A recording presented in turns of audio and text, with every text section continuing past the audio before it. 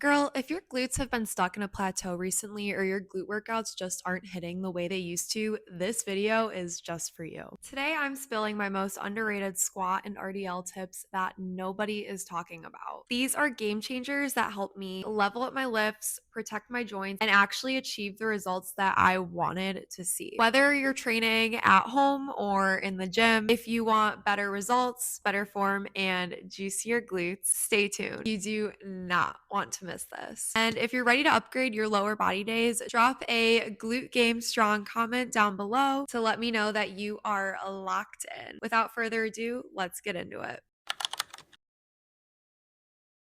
So the first workout that we are going to focus on is squats. And as you're going to see, there are so many different variations of squats. You can do sumo squats, you can do normal squats, you can do close stand squats, you can do one-legged squats. There are so many different variations, but we are going to go over my top 3 variations in this video. We are going to be focusing on sumo, on normal or hip width apart squats, and close stand squats. So we're going to be focusing on those 3. We're also going to dive into form with incorporating weights like kettlebells into it. That being said, you can also do this on the Smith machine with a barbell, just your body weight. It's ultimately up to you. I will also link a video down below that goes over different form with squats being on the Smith machine because I'm not going to be covering that in this video. This video will mostly just be with kettlebells and dumbbells. So I will tag another video that focuses primarily on Smith machine movements. But with that being said, this is the portion for the squat routine. All right, so first things first, we're going to make our way over to the mat and we are going to begin with the sumo squat position. So how you do this is you are going to put your feet wider than shoulder width apart and you are going to flare your toes outward. So they are not pointing forward, but not pointing completely outward either. I would say at a comfortable 45-degree angle. You are going to squat down and then drive back through your heels, pulling your glutes together on the way up. One little word of advice I do have about sumo squats is make sure you are continuously pushing your knees out as you are driving your heels into the ground. Anyway, moving right along, we are going to go into normal squats or shoulder width apart squats. And this is pretty self-explanatory, but we're going to have our feet shoulder width apart. We're going to have our toes pointing forward and we are going to mainly push through our heels, but you're also going to feel some push through the ball of your feet, which is completely normal. We are going to want to aim for depth in this movement. And once again, I want to aim on pushing my knees out and squeezing my glutes together at the very top of the movement. All right, so this will be the last variation, and this is close stand squats. So how you do this is you will stand with your feet basically together or as close as you can get them together, and you are going to mainly push through the ball of your feet as you lower down. And then once you're in the squatting position, you are going to push through the ball of your feet, activating both your calf muscles and your quads to push yourself back up. You're going to feel this more in your quads than in your glutes compared to the other 2 movements. But my biggest word of advice for close stance squats is to push through the ball of your feet. Continuing on, we are moving into the weighted portion of this. So we are grabbing a kettlebell and I am hoisting it up in front of my chest with both of my hands. And this kind of represents somewhat of a front squat with the weight being more focused in the front of your body versus in the back. As you can see, I'm then going to shift my toes forward and bring my legs into shoulder width apart. So we are now doing normal squats, but I am continuing on with doing squats with the kettlebell. I want to add in here that with my squats, I will typically do squats once during a workout. For example, on glute days, I will do sumo squats on the Smith machine, and then I will superset this main lift with another movement that doesn't incorporate heavy weights. And then I will do 3 sets of 8 to 10 reps typically. And I usually do 3 supersets, but only one of those supersets, like I said, is a main squat lift. So everything else is a different type of variation. Moving along, we are going to put our feet together for another close stand squat, but we are also holding the kettlebell in front of us. So this is actually a really great movement for the quads because we are not only holding the weight in the front of our body, but we are also doing close stance squats, which allow us to activate our calves and our quads by pushing through the ball of our foot. All right, so moving right along, we are moving into RDLs. So this is going to be my RDL tips and tricks. But with that being said, you can do RDLs with a barbell as well. You can do them with dumbbells like demonstrated, the kettlebell. Although one thing I will add in here, and you'll see in the video, when you use a kettlebell, if you are a short queen, it's a little bit too close to the ground. So if you have a little bit more range of motion, it doesn't really allow for a full movement.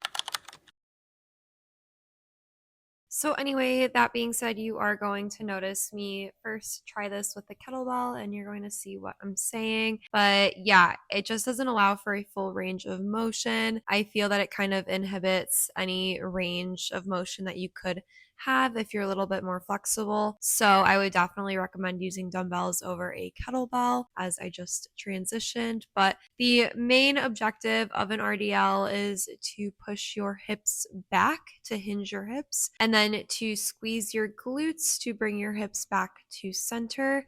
The main thing is you want to follow the line of your legs with the dumbbell. I've oftentimes seen people take a foam roller and kind of follow the line or roll the foam roller down their legs basically with their arms to kind of reinstate that motion of the movement. But main objective is to keep your back flat, hinge at the waist, push your hips back, and then squeeze your booty to bring your hips back to center. Moving along, we are going to transition into single leg movements. So these are my fave because they eliminate any sort of development of muscle imbalance because you are taking care of each side individually. So I'm going to place my free leg behind me and then I'm going to push the hips backward as I hinge at the waist. That is the motion that we are going to be doing for this first movement. As you can see, we grab the dumbbells and we are just going to go ahead and start. But yeah, I would say that this is the beginner stance for a single leg RDL because you still have your free leg on the ground for extra support, extra balance, but you still have a majority of the weight in that dominant leg that is the balancing leg. The main word of advice for this movement is to make sure that you are pushing the weight through the hip and sitting back in that heel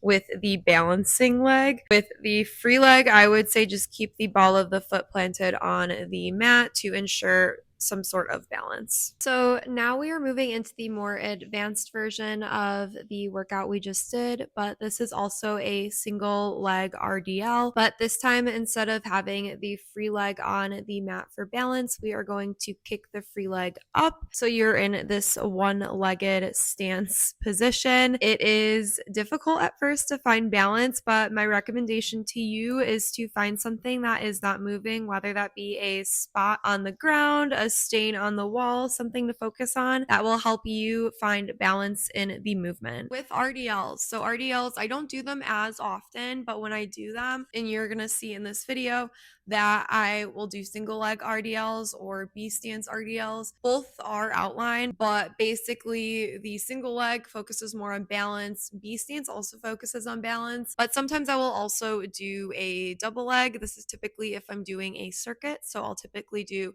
single leg, double leg, and that will be the superset altogether. Yeah, I don't typically do more than just that because I don't want to tire out my back. I do start feeling it in my back after that. And one thing about doing RDLs on a glute day is you want to work it to just the point where there is muscle fatigue, but not past, because then other muscle groups are going to start taking over. And this is when you're going to not see the gains that you necessarily want. That's my little spiel, but I will let the video go ahead and show you the different types. So this is a continuation of the advanced version of the single leg RDL, but main thing here is you want to find your balance in the movement, but you also want to focus on that mind to muscle connection, mainly with hinging at the waist and pushing the hips back so that you feel the stretch in your glutes and also your hamstrings at the top of the movement. You also want to drive that motion through the heel as well. All right, so we're gonna make our way over to the wall for this last variation, but basically this is a B stance RDL. So what you're gonna do is place your free leg square up on the wall, and then you are going to push your hips back. So you're kind of on an angle almost, and then you are going to hinge at the waist per usual, push the hips back even more as you lean your chest forward. The main thing here is that lean back against the wall, as you can see, and you really want to find balance in this movement as well. It is a bit more advanced, so make sure that you find a spot on the wall or on the ground to focus on.